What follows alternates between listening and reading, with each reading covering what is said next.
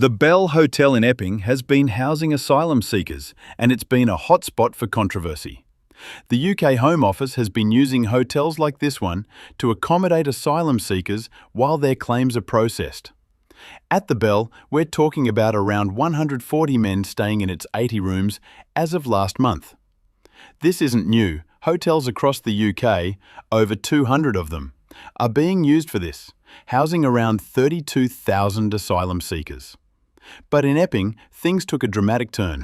Hundreds, sometimes thousands, of people were gathering outside the Bell Hotel. Some protests were peaceful, with families and locals holding signs like, "Save our children." But others? Not so much.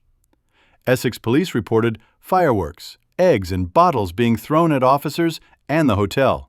8 officers were injured in one clash, and 16 people have been charged with offenses like violent disorder and criminal damage.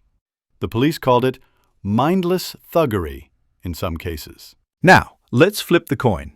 Asylum seekers at the Bell Hotel have spoken out too.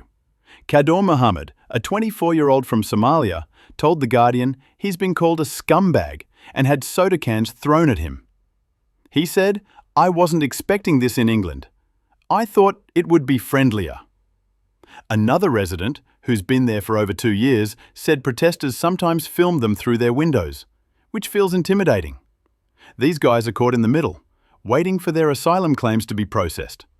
And they're feeling the heat from the protests. This isn't just an Epping thing. The ruling could inspire other councils, like Broxbourne, Wirral or Tamworth, to try similar legal moves.